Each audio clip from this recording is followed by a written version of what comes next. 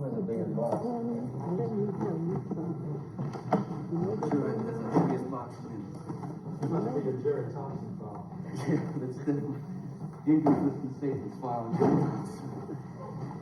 You know what's going on since something in here?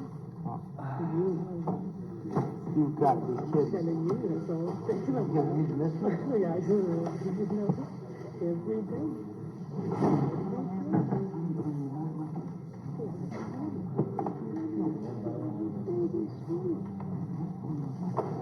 Yeah, he doesn't like things that you know. No? You watching it? Oh, yeah. Watching it, are you? See the fifth side? Yeah. If you have info, He's nice. yeah,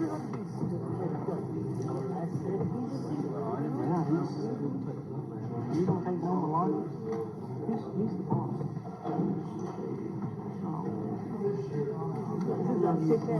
He's got my leg up here. My left one, I'm oh, he's gonna get it. He's coming out. On camera, everything. I can't believe this. Now tonight my wife be sitting there watching that on some video. One up, listening to the conversation. It was fixing to. You don't think much of that rubber this. I thought I was too old for the other day, and again right now, I still got life, I'll tell you that much. And then I thought I was fading out. Well, I missed Tuesday.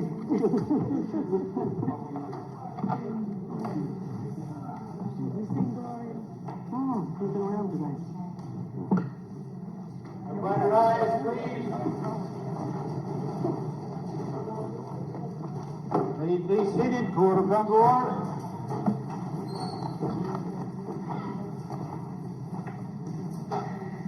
You have Mr. Allo to call? Your Honor, I think that we can just do it by way of stipulation. The only thing we wanted was the measurement from the spot where Nita Neary said she was in the foyer to the front door. Well, isn't it on our diagram, It the doesn't scale? have a measurement on it. Yeah, but it's got a scale, and does it see something about Got a scale, I see 2 it inches here. equal 1 foot or No, that's the something? wrong one. Yes, I think it would be that the measurement is 19 and a half feet. See that scale where it goes to this and half inch equal 1 foot? 1 foot. Well, I'll take it from there. somebody over there. No, I can't have no idea.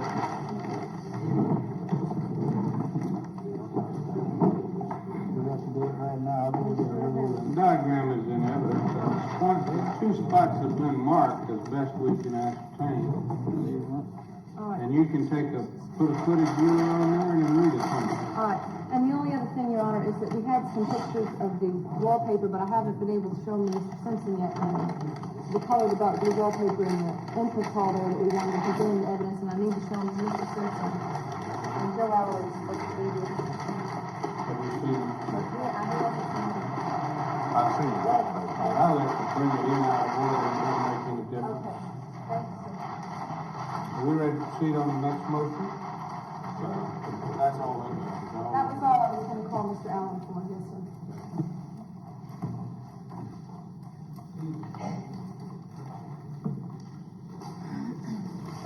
And then that's all the testimony on the motion to suppress with the exception of the measure from Mr. Allen and part of the wallpaper. And the wallpaper, the colored wallpaper. As soon as I get those photos from Mr. Simpson, see if he has any objection.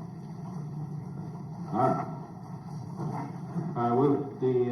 On the motion to suppress the testimony of Nita Neary, the court has heard the testimony and will hear argument on it at the close of the motion to suppress the testimony from Ogden, Utah, I guess, is next one you're going into. Yes, sir. Granger, Utah, wherever it's at. I was absent today. They were naming those towns, and I'm not sure. All right. We'll proceed with that motion then.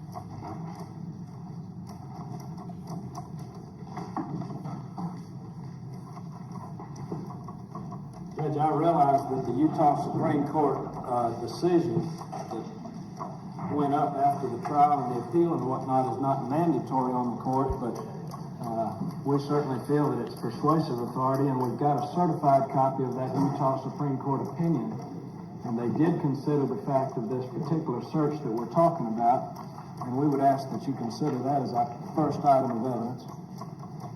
Y'all have a copy of it? Has this case cited, I don't have the site in the reporter, Judge. filed December 28, 1978, from the Supreme Court of Utah? That's correct.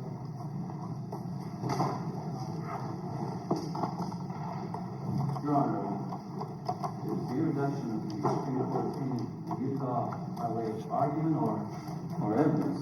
It's probably both, Mr. Bundy.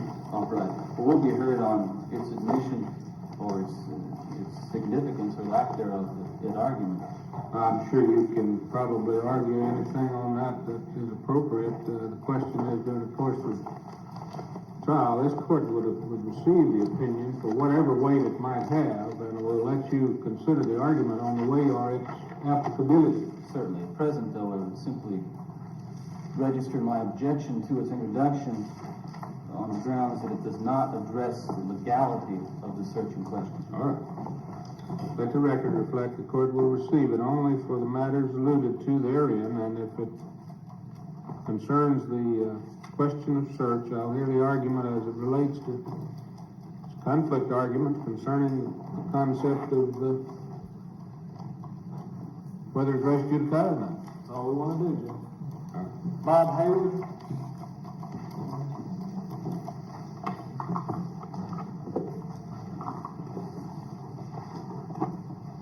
Madam Clerk, I want this marked, and then we want to make a copy of it. Legislature said they wanted to take me on.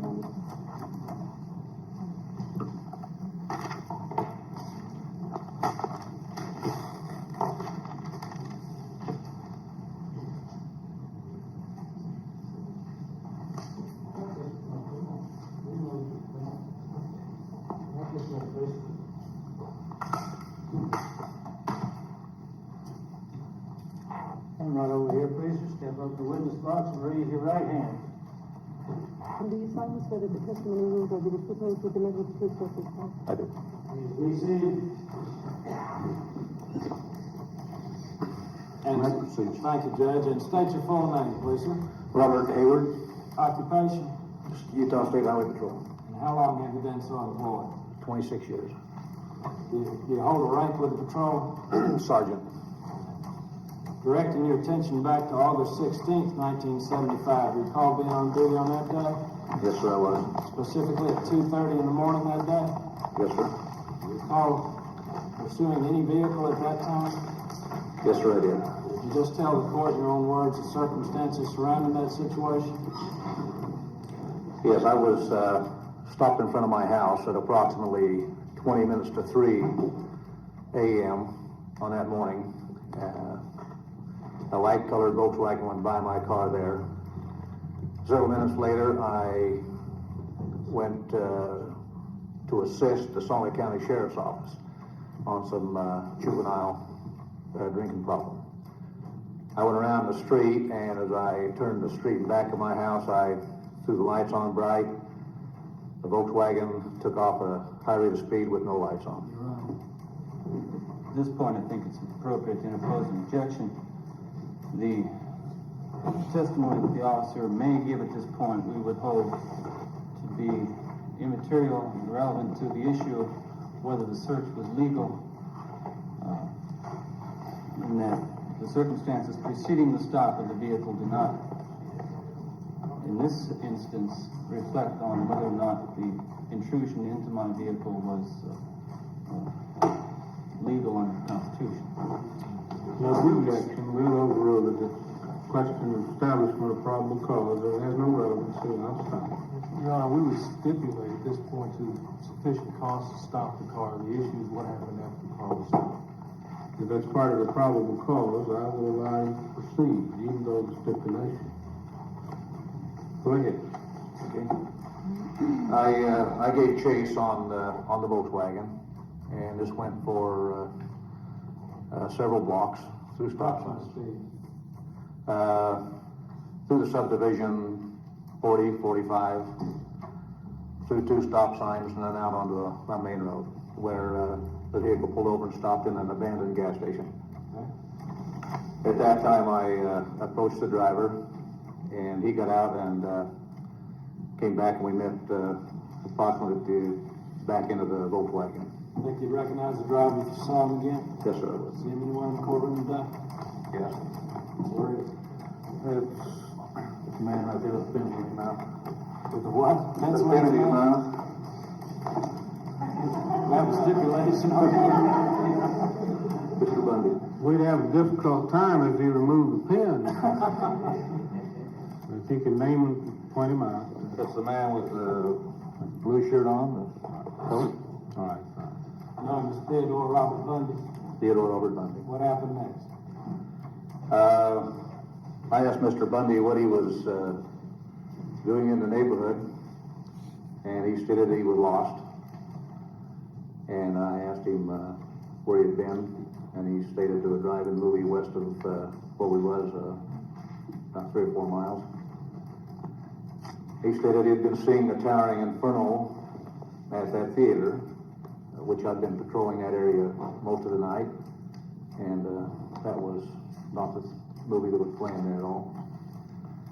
So anyway, I asked him to step back between the cars. There was 2 other troopers there. Where were they?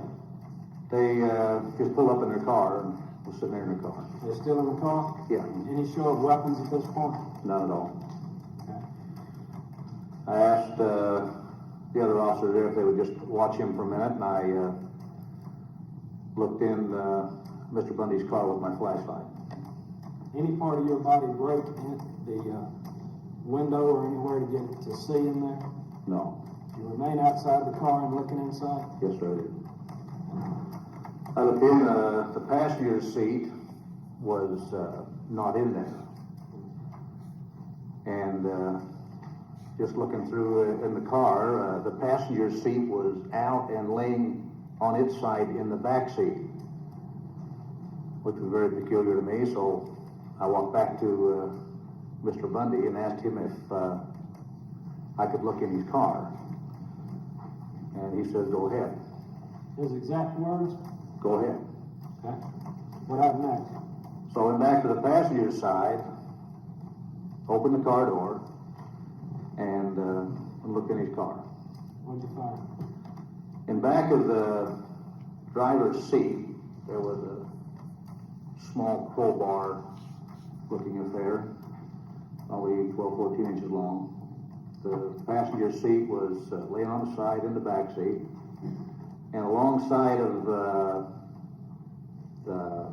driver's seat was a small satchel. That satchel was open, and I looked in there, and I found a ski mask, and What kind of a ski mask? just a net pulled down over the head type ski mask, standard for what we have in Utah. Made out of wool? Yes. What else? And there was some rope, an ice pick, and some pantyhose. What kind of pantyhose? Uh, Anything unusual about them? the pantyhose had holes in them. Where? I don't know how to describe it. There were just some holes cut in them. And some other items in there. I wrote it down. A large plastic bag in there. I don't know. That was in there. Okay, we're not really interested in the other items. We're specifically interested in the pantyhose. If you can give us have you ever seen what's sometimes called a pantyhose mask? I have, yes. Is this the type of hose you're talking about? That would be it. Would that be consistent with the description of it you've given us? Yes, sir. It was small, and I did pick it up and look at it, and it had holes in it side You by better more side. fully describe that. I would interpose an objection to the defendant at this time. I understand he's serving his own counsel. You missed that one, my friend, but we'll catch them together, all right? Go ahead. Let's restate that consistent with the way it ought to be. Let me see if I can make it real clear, Judge.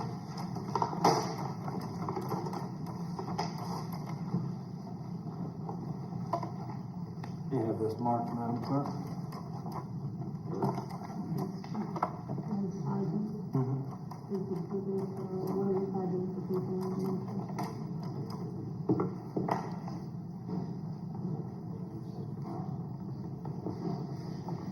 This is number what?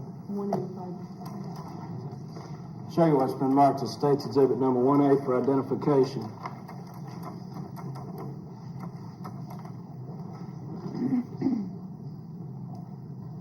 I ask you if you can identify that picture.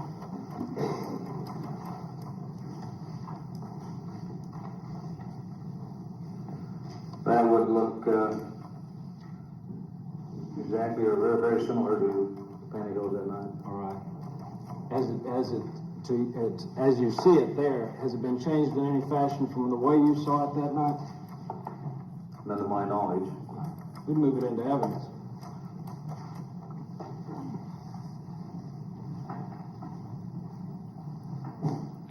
For the purpose of the motion, no objection. Here, see the objection.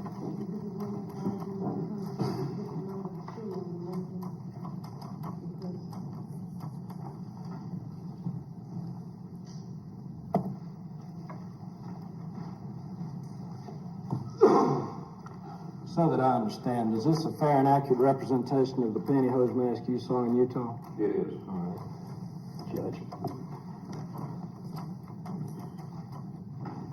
During the time that you were looking in the car and looking in that specific satchel, at any point did Mr. Bundy object to that search that was ongoing? No, sir. Describe for the court, if you will, the scope of your authority at that time with the law enforcement agency. We, in the state of Utah, work, the highway patrol works straight traffic. Very, very little criminal. And if and when we do confront any criminal activity, we'd immediately call Salt Lake County or the city or wherever we might be working at that time to handle any criminal actions. Is a Utah State Trooper, as a general situation, authorized to make arrests throughout the state of Utah? Throughout the state of Utah, yes.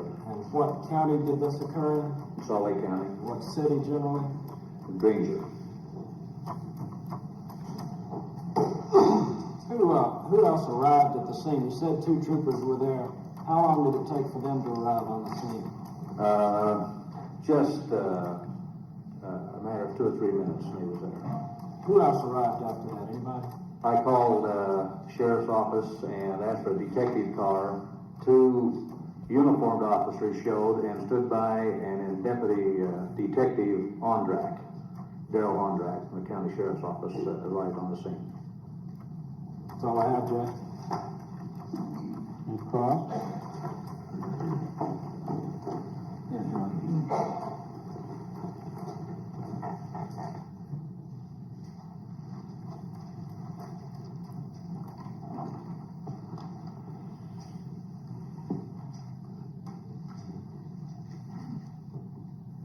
Is that Sergeant Hayward now?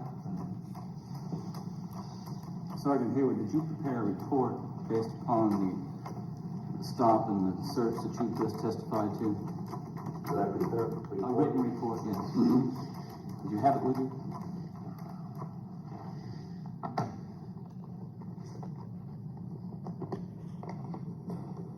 We have what we call an incident report that we make out.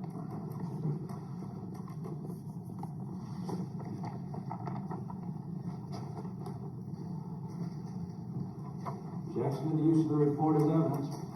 You haven't used it as evidence Yeah, yet. but he may do it. Ain't been offered with. Thank you. Did you review that report before coming here today? You bet. Did you have anything else that you used in preparing for your testimony today by way of refreshing your memory? Just my reports. Reports, is there another report? Yeah, right here on the back of this, I jot,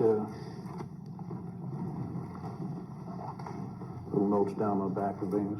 May I see that, please? Yes.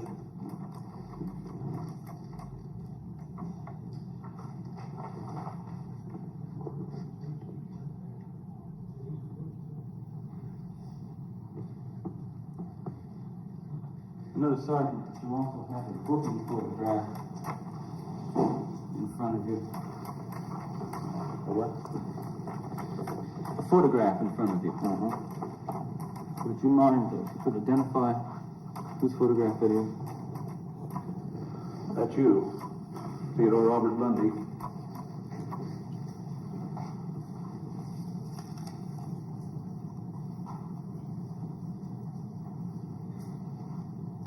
And when we're going back to your incident report, when was that written? I'm not asking. Just shortly after the incident,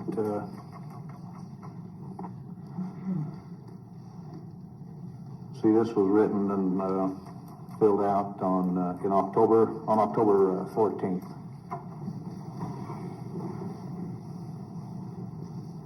And officer, if there's a conflict between your testimony today and the contents of the report, which would be more accurate?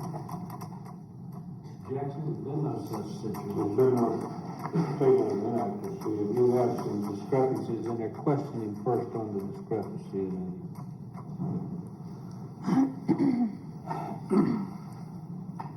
Sergeant Hayward, let's begin with the stop of my vehicle on August the 15th. Would you please tell me what happened after you pulled the Volkswagen over in Granger? What happened? What did you do and what did the occupant, what did I do?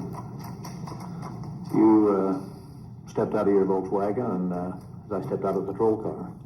And we met approximately at the rear of your Volkswagen. Please describe the vicinity where you had stopped the Volkswagen, the type of neighborhood, the type of area that the stop occurred in.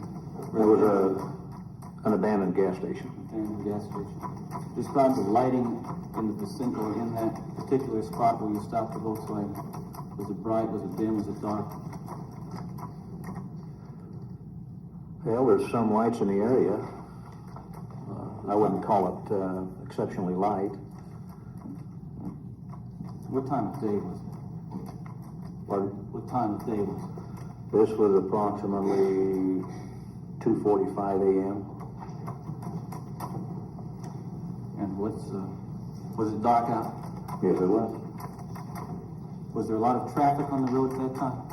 Not too bad, no. How would you describe the traffic conditions in the vicinity where you, on the street, where you stopped the Volkswagen? A lot of traffic, very little traffic, no traffic? Little traffic that time of the morning. All right, what was the first question, or what was the first thing you said to me when you got out of your car? I asked for your driver's license and registration. Do you remember comments you made previous to that? Previous to asking me for my driver's license? No, I can't recall one. Do you remember whether or not you told me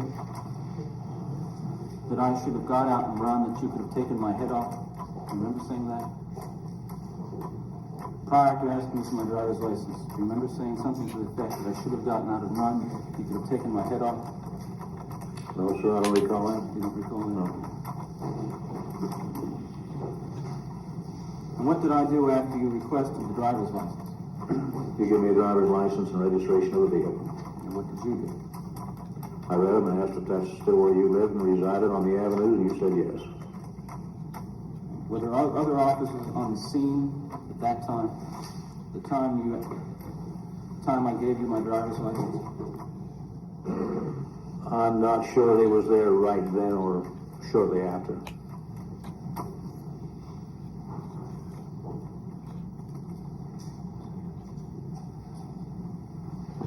And was there anybody with me in the Volkswagen? No, you were alone. And before I forget to ask the $64,000 question, did you have a search warrant to search my car? No, sir.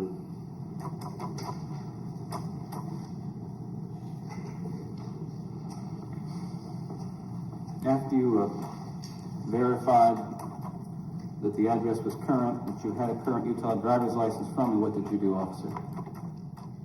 I placed you by my right front fender and asked the other officer to watch you for a minute while I flashed a light in your car. You asked another officer to watch me? Mm-hmm. You remember the name of that officer? There was one was named Brent Fowles.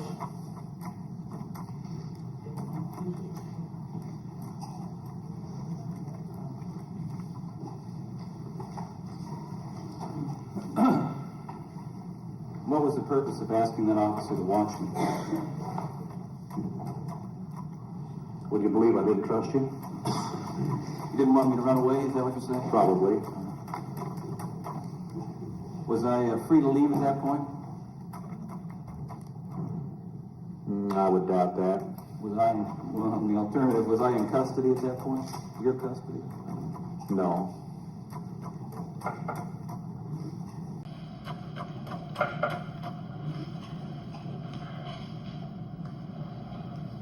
You placed me in the, hesitate to use the word custody. You told Officer Fowles to watch me, and then you did what? I went back and shined a light in your car. What kind of light? Flashlight. You would describe to me where you shine the light, where you first used the light, how you examined the car with the flashlight. Yeah, I just shined a light in the windows and took a look at what I could see from the window. The crowbar and the seat in the back. The passenger seat was on the back seat, and I could see that through the windows. What window did you start with first? The rear window, the passenger side window, the driver's side window, as you recall? It seemed like I was on the driver's side window first, and when I had placed you back by the fender, I went back on the passenger side window.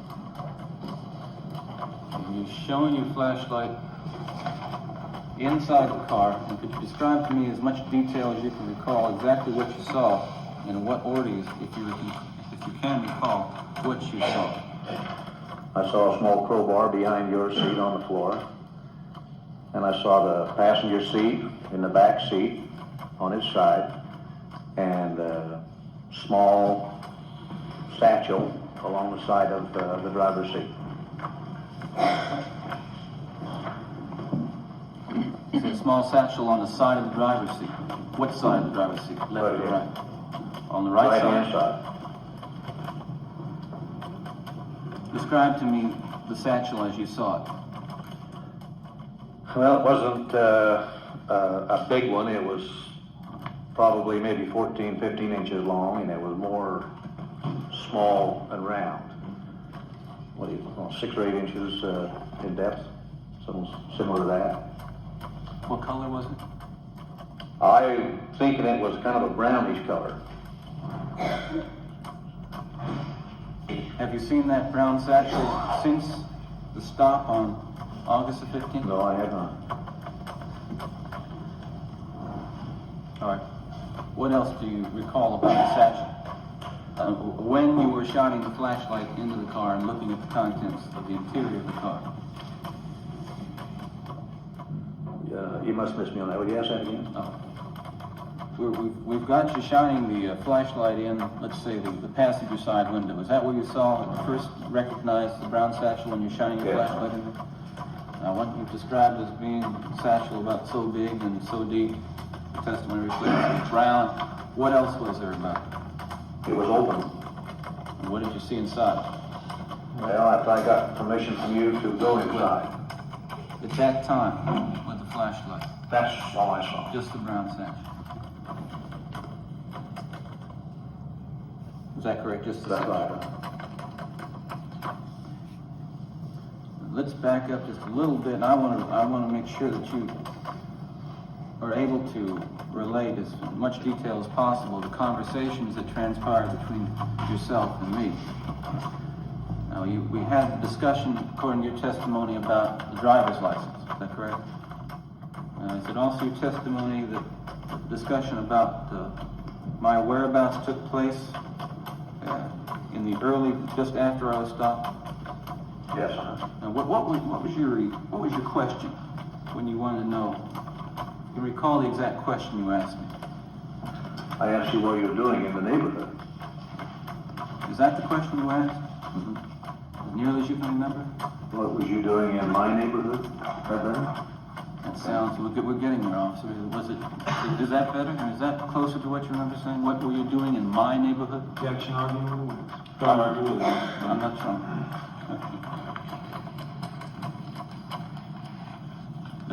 Would it help you to refresh your recollection with any of your reports?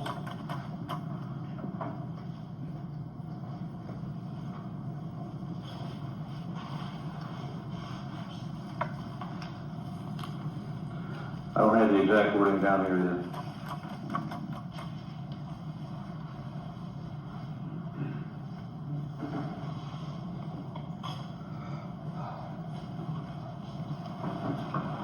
And what, if you can recall, was the next thing you said to me or that I said to you after we had the discussion? Well, pardon me, let's back up to the question you asked, what are you doing in my neighborhood, okay? What was my response, according to you? You were lost. To say anything else? Not to my recollection. At that time, I didn't say anything else to your recollection. You said well, you was lost. And what else did, if anything, did we discuss at that time that you can remember? Questions that you might have asked, for example. I asked where you had been, and you told me that the drive-in theater seeing the Towering Inferno. That occurred about the same time, and the stream of events we're talking about. Probably a couple, 2 or 3 things there. Okay. Was that before you started shining your flashlight in the windows? That was before. Now, were you familiar with any drive-in theater in the neighborhood? Yes, I am. Did you know whether or not the drive-in movie was playing there? Yes, I did. At that time? Yes, sir. What did you know? I sent the one trooper back out to check the marquee When did you send him out? while we were still there or immediately following. So you didn't know for sure that that movie was not playing there at that time. That's what I'm getting at. Is that true? No. No, I was sure, but to make positive in my own mind, I'd been patrolling that movie in that area most of that night. Okay, what's the next thing, question that you asked, or the response that I gave you prior to the time that you started examining the interior of the car with your flashlight? Is there anything else you said to me? Not that I recall. Anything else I said to you? Before I, Left me at the rear or the front of your car with Officer Fowles and you began examining the car. Anything else you can recall? no, the only recall is I asked you if you'd stand by my right front fender.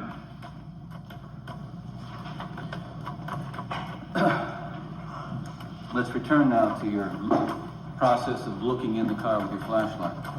You've described the crowbar, seat being out, and the satchel. Is there anything else in the interior of the car that caught your attention? The missing seat, the crowbar, and the satchel were the main things that I saw. Okay. What did you do after you completed your looking in the car? That's when I called for a detective car from the county. Okay.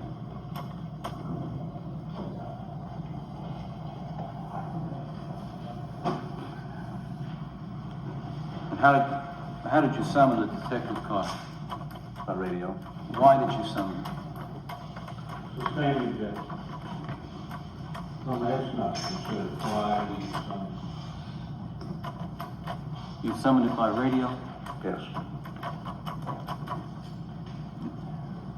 And this was it a Salt Lake County Sheriff's detective that you summoned?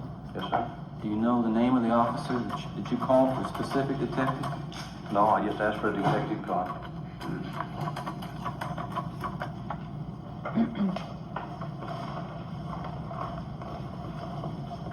Well, after you told me to stand by the front of your car with Officer Fowles? When was the next time you had occasion to talk to me or ask me a question? When I... Chronologically, when was the next time you asked me anything or I talked to you? When I come back to ask you if I could look in your car. Okay, now I want you... When did you come back to ask me that question? When? Again, we're proceeding step by step through this procedure. In point of time, when did you approach me to ask me that question? I looked in your passenger side windows and seen these things, and I come back and asked you if I could look in your car. Now, is that an accurate representation of what you said to me at that time? Objection, arguing with the witness.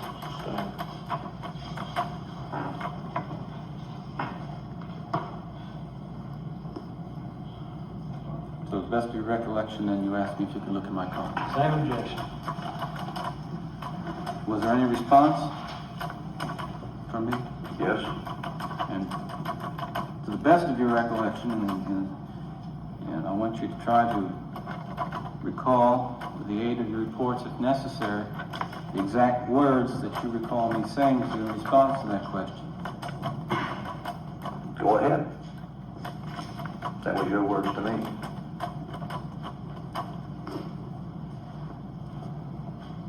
Was Officer Fowles still with me? No. Were there any other officers still at the scene? No, when the deputies got there, the other officers left. There were deputies there now. At the time you asked me, can I look in your car, what police officers were on the scene? How many were there and where were they from, if you can recall? There was 2 state troopers when I asked you that. Were they standing within earshot? Could they hear what you said? I don't. If he knows. If you know. I don't believe so. In fact, they were both sitting in a car. And when you asked me that question, where was I standing? By my right front fender. Still where you told me to go, is that right? Right.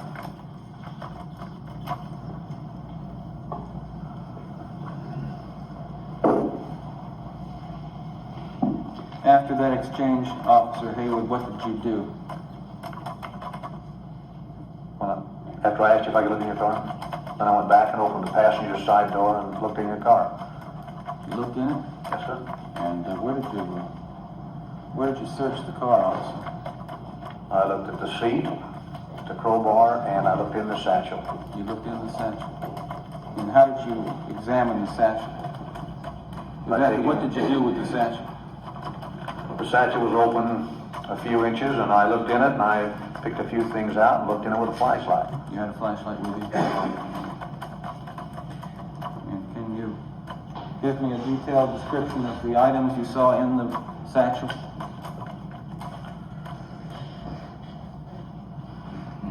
Let's see. Your With a refreshing. rope, piece of rope, some wire, an ice pick, plastic bag, ski mask, silk stocking. That's what I got down as being the contents of your satchel.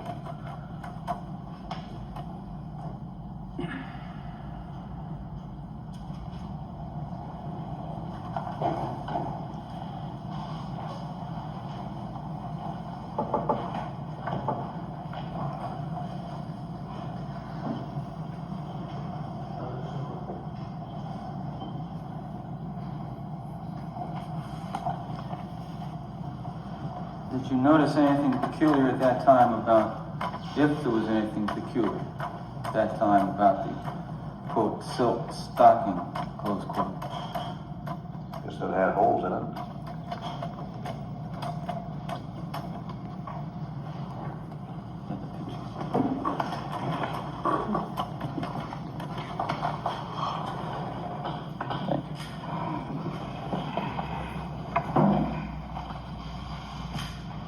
do anything special with the stocking?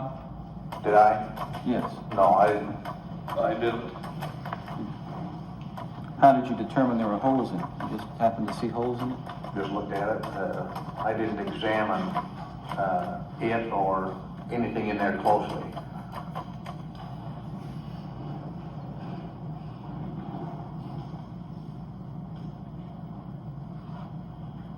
Have you seen that stocking since August the 15th, 1975? Objection, Your Honor. Have you seen that stocking that you saw in the brown satchel since August the 15th, 1975? Yes. Where? Here. In this courtroom? No. In an evidence bag.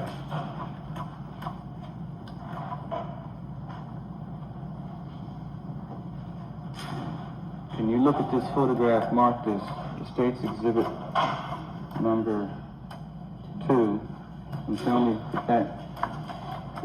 whether or not that is for sure the same silk stocking that you saw in the brown satchel on the date in question? I'll say it's similar.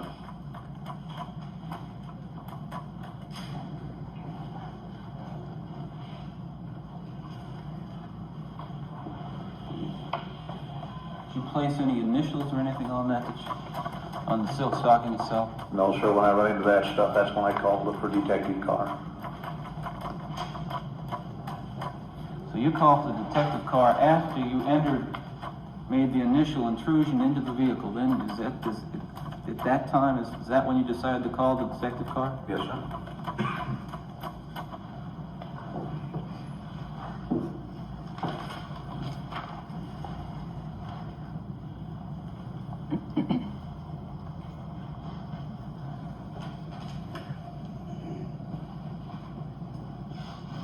What had you stopped me for on the morning of August 15th, 1975?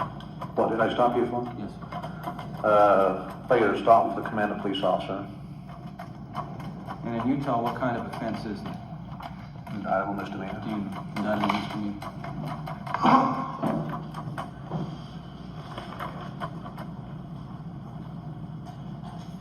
You finished. Well, let's get back to what you were doing inside the car. You were just testifying a few minutes ago that you examined the contents of the satchel. Yes, sir. Where did you go in the car next to search, if anywhere? I didn't. What did you do? I came back and called the county detective car. You used your police car radio to call? Yes, sir.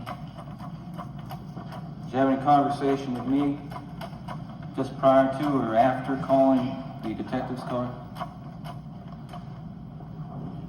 After the detective car was called, and if I recall right, I didn't write that down, I placed you under arrest.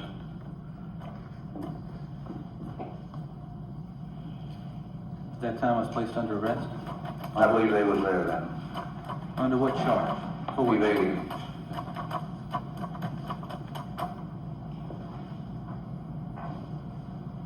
How did you place me under arrest? Objection, Your Honor. What did you say to me? Pardon? What did you say to me? You said you placed me under arrest. Was there a communication by you to me that you placed me under arrest? Objection, Your Honor. Getting a little bit past the search now, Judge. Well, Being tied up, I don't know. Certain preceding the arrest, but he was supposed to based on testimony I've heard. but it did not precede the seizure, Your Honor. All right, so you tied it up. Go ahead. Let me get this from you. Sergeant, did you take into your possession at the time you initially entered the car, any of the items in the car? I did not. Okay, so you hadn't seized anything from the car at that time, had you? You hadn't seized any of the items you saw in my Volkswagen, did you? No, sir.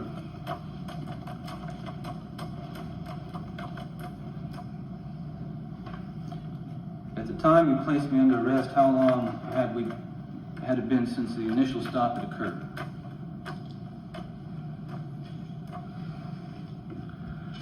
Just want a ballpark figure? The best estimate you can give us.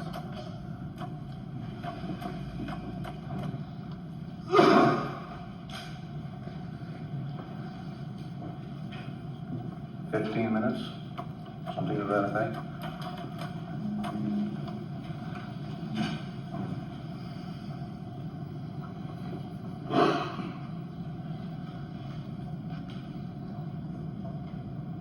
Your Honor, could we approach the bench on the earlier question? You want to return?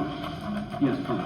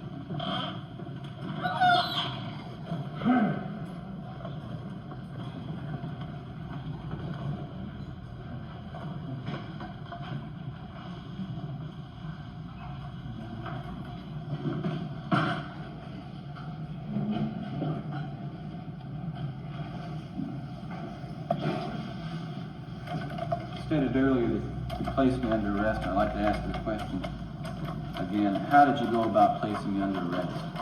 I told you he was under arrest for evading a police officer. I stripped you and handcuffed you and placed you in my car. Is that all? Yes.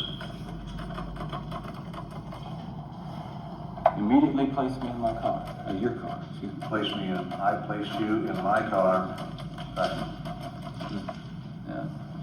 Subsequent to placing me in my car, your car, did the sheriff's detective arrive? Okay, they were there.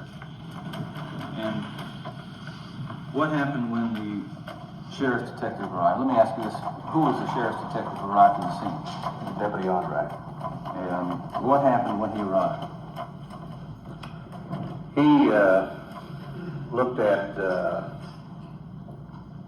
paraphernalia, the tools and the different things in there, and he confiscated and brought everything back. And I remember you and him telling you what he was going to do. He was going to take everything out of your car, and if it constituted that the county attorney would give him a complaint for possession of burglary tools, that he would get the complaint and be in contact in the next couple of days.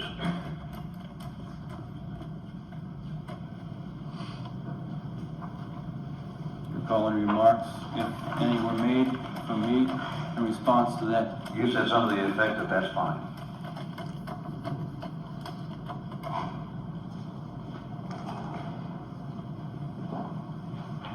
You think is that what you, I hear you say you thought I said something like that? You recall that remark being made is what I'm asking you, or is it something you thought it might have been said? By the deputy or you? By me. No, you said that.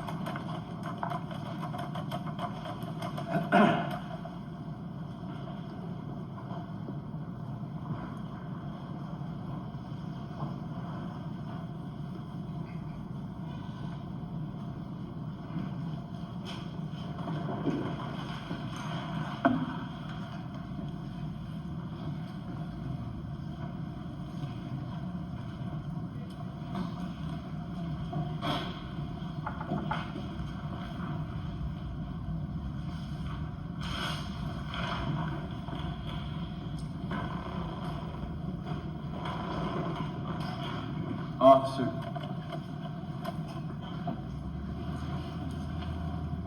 after you had examined the interior of my car on that occasion with your flashlight, your testimony as you went back and asked me, quote, can I look in your car? Objection, repetition. What I'm trying to do Please, repetition. Please state your question. Certainly. My question is, Officer Hayward, can you recall what the reason was that you asked that question of me? Why did you come back and ask me that question? Question irrelevant. Why he asked it? Why ask? It is irrelevant. I don't know why he might have asked it. It's a question of this legal impact. For his particular reason for asking the question is not significant, Mr. Bundy, as his compliance with the law. He might simply have been curious. He might have been a lot of things. Those things I don't think are probative. It's a question of fact for the court to determine the impact of the question, not why a particular police officer asked. If I might be heard on that point, I don't think it needs to be set out of the hearing of the witness. Isn't it also an issue, Your Honor, of the knowledge, facts, and circumstances within the knowledge of the officer who initiates the search as to whether or not he had justification? Well, his subjective justification is not the measure, Mr. Bundy. It's the objective interpretations as held by the court based upon his actions and what was said. That's the reason for it.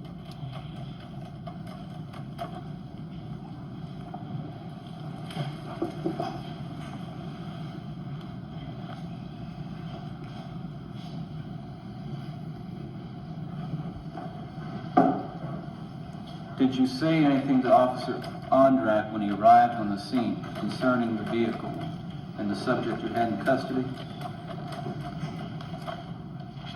Did you say anything to him? I can't recall a specific conversation. I must have pointed out the different items. Is there anything in your report or reports that would refresh your memory? No, I have nothing in there of conversations with Deputy Andre.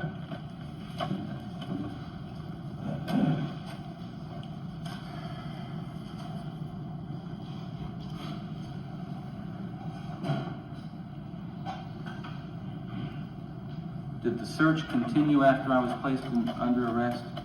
The search of my car, did it continue after you placed me in your vehicle? I believe it went on. What areas of the car were searched?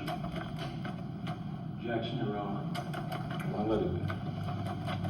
What areas of the car were searched? It seems there